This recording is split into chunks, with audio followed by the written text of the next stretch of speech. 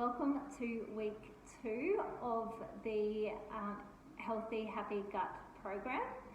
So this week what we're discussing is parasites, bacterial overgrowth and Candida.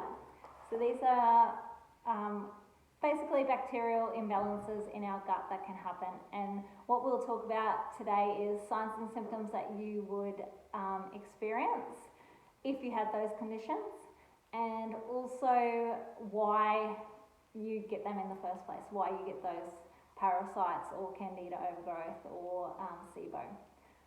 So first of all, we're going to talk about parasites. So what sort of parasites can we get?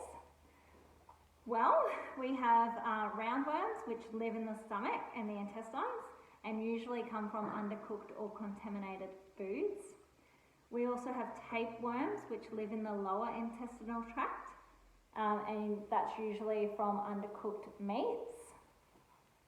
Pinworms are those little white worms that you often see in your children's poo. So it's really important with those ones that we do parasite cleanses often with our kids and with our family, because they are easily contracted via the anus, so sharing the toilet or even wiping our kids' bottoms through soil, all those sort of things. So it's easily contracted and very common for kids to get, which then in turn makes it common for us to get as adults as well. You also have hookworms and threadworms, which enter through the feet or contaminated water, and they can actually survive inside you for several years, and the eggs can incubate for up to 10 years. So really important to do these parasite cleanses once every year or so, because they are common, easily to contract, and cause a lot of issues in our bodies. So what are some of the signs and symptoms that you would experience if you had parasites? So repeated diarrhea or constipation. So if it's just a once-off, that's not really necessarily parasites, but if you do often experience constipation or diarrhea, chances are likely that you would have parasites. Fatigue and weakness, intestinal cramping, unexplained dizziness, foul-smelling gas, so smelly farts, or even burps for that matter, indigestion and bloating, if you've got multiple food allergies, a loss of appetite, itching around the anus, especially at night, difficulty sleeping, difficulty maintaining a healthy weight, so you could be underweight or you could be overweight, and if you're finding it hard to put on weight or lose weight, that can be parasites causing that. Itching on the soles of the feet, itching in general, heart palpitations, anemia. Now the reason why anemia is a common sign and symptom of parasites is because parasites need iron to survive. So basically, you're not absorbing the iron because the parasites are leaching it from you and pulling it from your guts so that they can survive and live and thrive. Also facial swelling around the eyes, wheezing and coughing, and even vomiting or stomach pain and bloating are also common signs and symptoms of having parasites. Okay, so next up we'll discuss fungal overgrowth Candida, which I'm seeing a lot of this year in particular with many clients. So not just you guys doing this program, but many of my clients in general are showing a lot of signs and symptoms of Candida. Now the issue with Candida is that yes, we can do testing to confirm whether you have it or not, but it is really hard to pick up on tests. So especially when you're just doing those general lower cost tests, often you may need to do those higher, really comprehensive stool analysis tests, which can cost up to $800 to $1,000 to actually get done. So if you are showing a lot of signs and symptoms of Candida, it's a really good idea to just do the cleanse targeted at that anyway, because even if you do have it, it may not be picked up on a test. Generally, it is picked up on tests, but there is always the risk that it's not picked up. Okay. So Candida is a fungal overgrowth, it's a yeast, and the signs and symptoms of Candida include your bloating, constipation, diarrhea, gas, and abdominal pain. Also vaginal thrush. If you have thrush, you definitely would have Candida as well. Oral thrush as well, so the white coating on the tongue, dandruff, athlete's foot, fungal infections of the nails. So any fungal infections that you have generally are fed off of Candida. Chemical sensitivities. So these can show up as like headaches after smelling certain fumes or perfumes or chemicals. So if you get those headaches from that smell, it's a good sign that you have Candida. Also stiff joints and muscle aches. Vaginal infections and urinary tract infections are very common with Candida. Rectal or vaginal itching are also very common with Candida. Seasonal allergies, so if you're getting the hay fever, sinus congestion, itchy ears and itchy eyes, even feeling like blocked up in the ears, or like an itchy throat, definitely Candida sign. Strong sugar and refined carbohydrate cravings. So if you're craving those foods, it's not necessarily you craving those foods, it's the yeast overgrowth that's craving those foods because they need sugar to survive and refined carbohydrates, because if you're eating them in excess, it's going to turn into sugar anyway and feed them. Also acne, dermatitis, eczema, psoriasis and rashes. So a lot of those itchy type skin conditions or redness is associated with Candida. Also your mental health conditions like anxiety, depression, mood swings, irritability, brain fog, difficulty focusing, low libido and persistent extreme fatigue are definitely signs and symptoms of Candida. So then what causes Candida overgrowth in the first place? Obviously diet's a big contributor. If we keep feeding it, we're going to end up with imbalances for sure.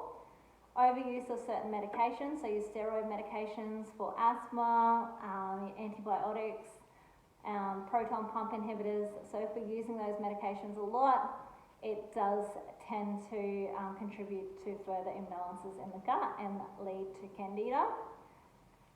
Also hormone therapy, so even the contraceptive pill can contribute to Candida. You've also got excessive alcohol consumption and overconsumption of the sugary food, like I mentioned before. Lowered immunity, so if we're getting sick very often and we have all those other signs and symptoms, then most likely we have Candida. It is extremely common, and also altered digestive secretions. So another sign and symptom that I didn't mention before is you might get like a white mucus in your bowel movements from Candida as well. So yeah, that's it about Candida. I hope that fills you in on that. And lastly, we're going to talk about SIBO, which is small intestinal bacterial overgrowth. So SIBO isn't necessarily a bad bacterial overgrowth. It's just the fact that there's too much of normal bacteria in the wrong place. So it's located in the small intestine when it should be down in our lower larger intestines.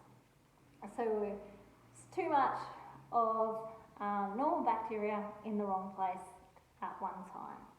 So what this then does is causes fermentation in the gut when we eat, and then we get our symptoms like nausea, really smelly, odorous farts. You might even describe them as sulfur-like. So like rotten eggs is a key sort of a smell for SIBO. Also abdominal bloating and distension, especially in the upper region of our tummy. Diarrhea and abdominal cramping, which is worse after meals, and the reason why it's worse after meals is because when we eat, that fermentation in the gut happens. Anemia, again, is another sign and symptom, and vitamin B12 deficiency. Other nutritional deficiencies too, and fatigue. So they are all signs and symptoms of SIBO. So what are our causes or risk factors of SIBO? low stomach acid, disordered motility of the small bowel, pancreatitis, celiac disease, diabetes, scleroderma, immunosuppressant medications, and proton pump inhibitors and neurological conditions. So these are your risk factors of getting SIBO. So SIBO is pretty common as well. However, I do see less so far in my clinic than what I do of your parasites and Candida. So that's about all I have to say about those bacterial infections and why we do a gut cleanse. So it's really important to do this gut cleanse with antiviral or antimicrobial herbs. Once every year is a good amount of time to probably do it.